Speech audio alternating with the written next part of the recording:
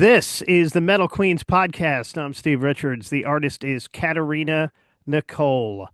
A voice of a storm, a haunting presence where fragile whispers rise above crashing waves of sound. I love how this is written here. That's why I want to read it. And the thunderous weight of darkness. Her music exists in contrast.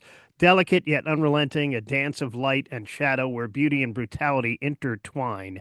Each song feels like a ritual, unraveling themes of transformation, resilience, and the quiet strength found in chaos. Her debut EP is out now. It's called Serene in Violent Oceans. Katerina invites listeners into a world as turbulent as it is breathtaking, offer a glimpse of the beauty hidden within the storm. The single and video are out now too.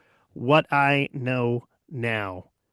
She hails from a small town in Canada, British Columbia, Summerland. Welcome, Katerina. Hi, thanks for having me, Steve. We're going to get into and talk about some of the songs on this EP in a moment here. But let's talk about you and your background. From a small town in Canada, as I mentioned. How'd you get into music? I got into music at a very young age. We have some decent music festivals here in the summer months in the Okanagan Valley. We have the Elvis Festival, Action Festival, Peach Festival, and it really brings a variety of genres to each town, which is nice. And so I grew up seeing a lot of local artists. It wasn't until, my teenage years that I found a love for alternative. And it was a good mood for me at the time because, growing up in a small town, there's not too much stuff to do. So, I'd find myself four by fouring in the bush or, having fun with my friends out of town. So, that music really resonated with us at the time. So I grew up loving a lot of genres, and that's kind of where I just had a love for trying everything out and seeing what my voice could do. And ultimately, it led me down this path of dark pop metal, and I love it. Has finding a place in metal been a goal for you? It definitely has been because the other genres that I was doing in the past, I still loved and I still enjoyed doing, but there was always something nagging at me to go heavier, to explore the depths of myself that I was really afraid to do. And once I got in the studio with my producer, Jordan Chase, and I just kind of allowed things to open up and get dark and see different sides of myself, a lot of stuff came up for me. And that's when I was like, this is exactly where I'm supposed to be. And, my songwriting completely changed and everything that I was feeling, it just matched sonically with what we were creating. This EP has been out for a little over a month now as we're recording this. What's been the feedback you've been getting? Super excited. People are, fresh ears. They're like, oh my goodness, this is so you. And there's a lot of different sounds within this EP. So I have some people saying I love emotionally or I love what I know now. Everybody's got a different favorite, which is really cool to hear. Yeah, speaking of emotionally, I was watching the acoustic version earlier, and it really showcases that beauty in your voice that I mentioned in the introduction. And then, of course, there's Catch My Breath, which is badass Thank you. and showcases that brutality in the voice, too. Let's talk about the single out now, What I Know Now. What's the story behind that song?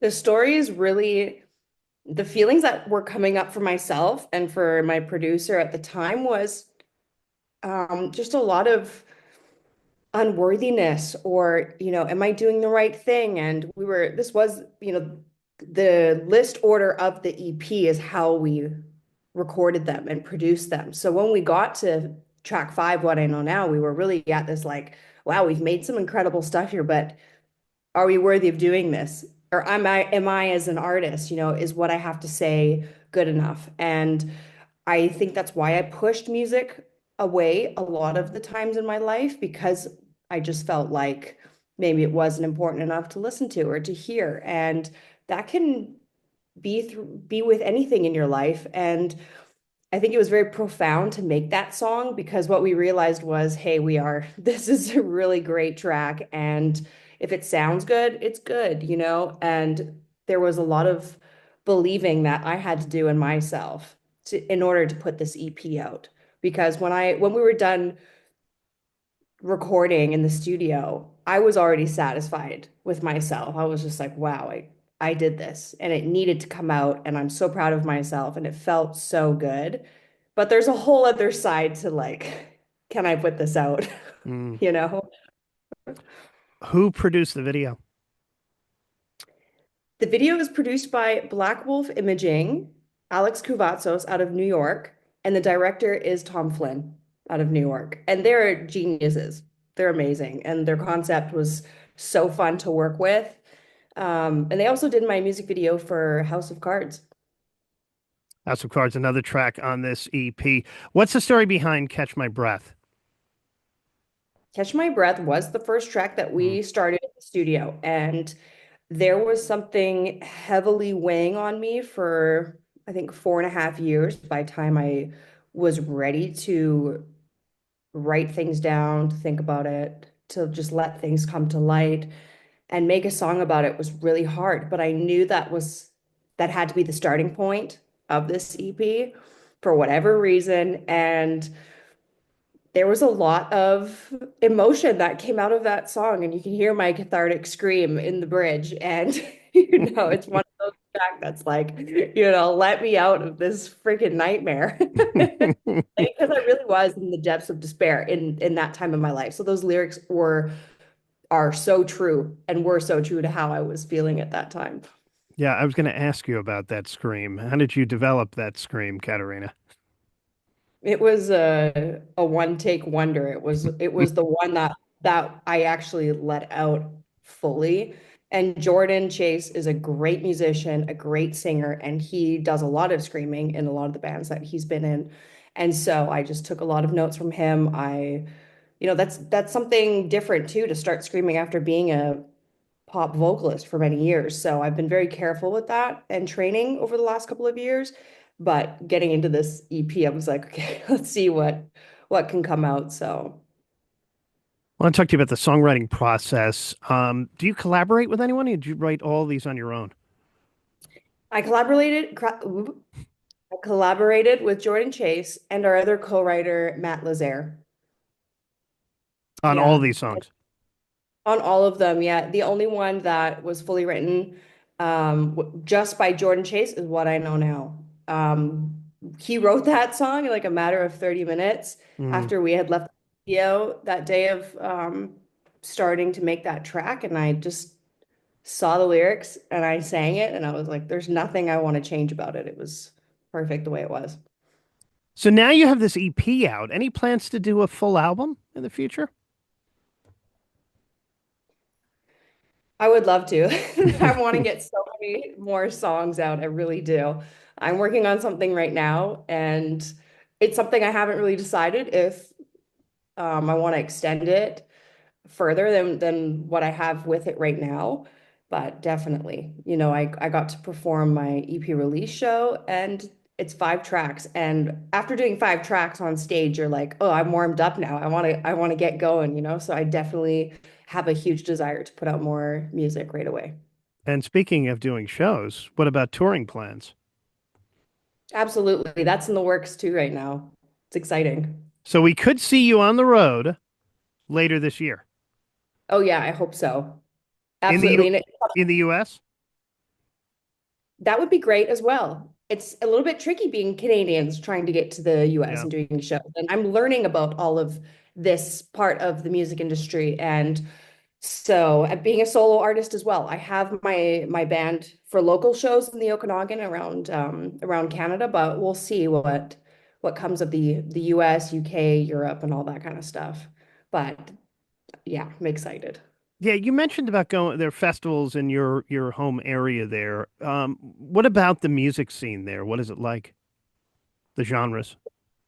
Yeah, we have actually a huge metal scene here. There's a lot of females as well that I look up to. I've seen them play, I watch them, I study them, and enjoy them a lot. And that's been really great because I don't have to go too far. You know, Canada, you have to travel pretty far to get to the next province and whatnot. So, growing up, it wasn't like that though. I was very closed in and closed-minded on stuff like that and knowing what was out there for local shows other than the festivals. So that's been very eye-opening for me, and I'm pushing myself to just go out and see live music as much as I can.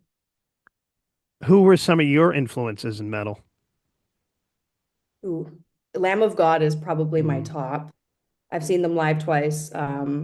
Randall's amazing and electrifying and absolutely incredible. I also love Courtney LaPlante from Spirit Box. Her old drummer, Ryan Lorke, is actually my drummer.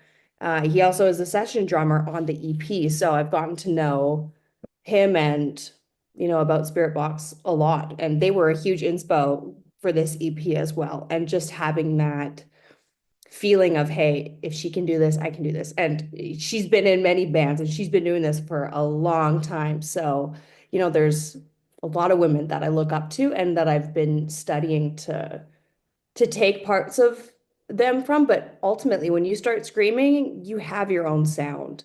You don't have a scream like anybody else, just like your vocals. And that Yeah. I had to learn. I was like, do I sound better like this or like this? And Jordan's like, well, you sound like you, so just be that.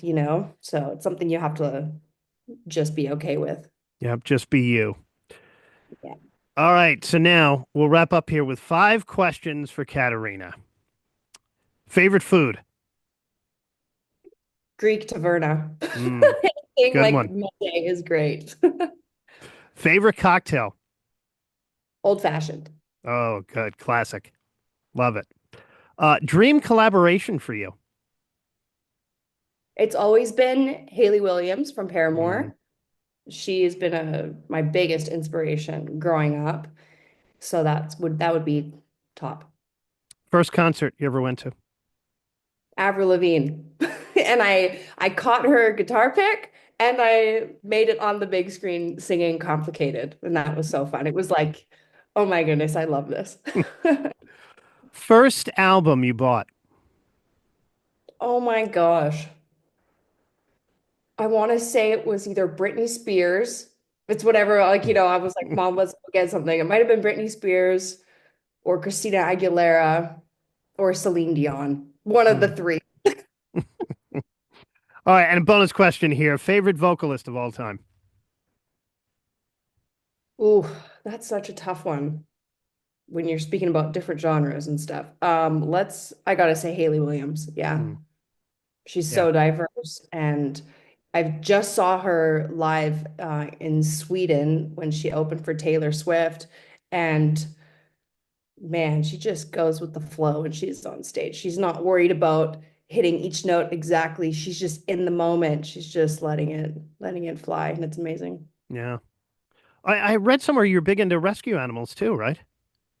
I am. I'm actually currently in Greece right now, working at an animal shelter. And just the other day, I just found a dog chained up on the side of the road. Got him all fixed up, got him a nice little shower, hot Mm. bath, and very sweet little boy. And he's at the shelter now, so hopefully he gets a nice home. You more dog person, cat person? I was actually always a cat person growing Mm. up. I've been fostering since I was a little girl. And it wasn't until I was here in Greece when I found a dog chained up that it changed a lot for me. And I got to know dogs. So. Yeah, I'm a big cat. We have 3 cats, so haven't done the dog yet, but that's coming soon.